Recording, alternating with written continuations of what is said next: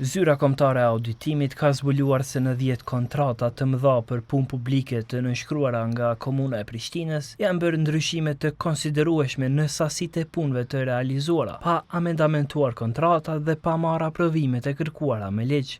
Këto ndërhyrje sipas ZK-s përbëjnë shkelje të drejtpërdrejta të rregullorës për prokurim publik. Në raportin e auditimit për vitin 2024, ZK thekson se menaxherët e kontratave kanë autorizuar ndryshime në pozicionet të kontraktuara, në disa raste me rritje deri në 2745% të sasive pa miratim paraprak nga projektuesit, pa zotim të mjeteve dhe pa marrë aprovim. Në kontratën ndërtimi i rrugës A pjesa e parë në vlerë 8.497.801 euro kishte rritje të sasive të realizuara në 5 pozicione të kontratës në vlerë 102.307 euro apo deri në 284% rritje të sasive në pozicionet e kontraktuara.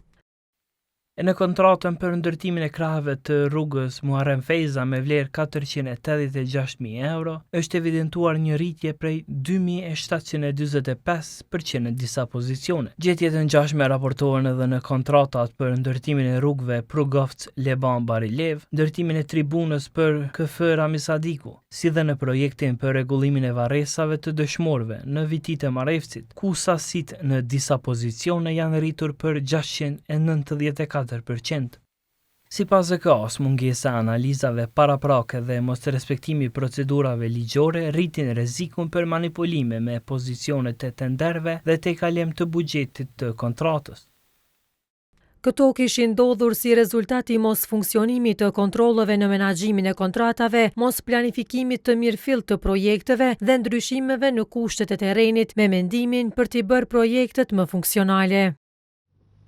Sipas auditorit, kryetari duhet të forcojë llogaridhënien lidhur me menaxhimin e projekteve kapitale, duke siguruar se për çdo ndryshim në termat dhe kushtet e kontratës, të zbatohen procedurat për marrjen e aprovimeve të duhura sipas rregullave të prokurimit të aplikueshme. Në përpjekje për të marrë sqarim me shtesë, koha i ka adresuar pyetje Komunës së Prishtinës lidhur me gjetjet e ZK-s, për të kuptuar nëse janë ndërmarrë masa disiplinore ndaj zyrtarëve përgjegjës dhe nëse ka plan për përmirësimin e mekanizmave të kontrollit të brendshëm. Deri në momentin e publikimit të këtij shkrimi, komuna nuk ka dhënë përgjigje në pyetjet e kohës.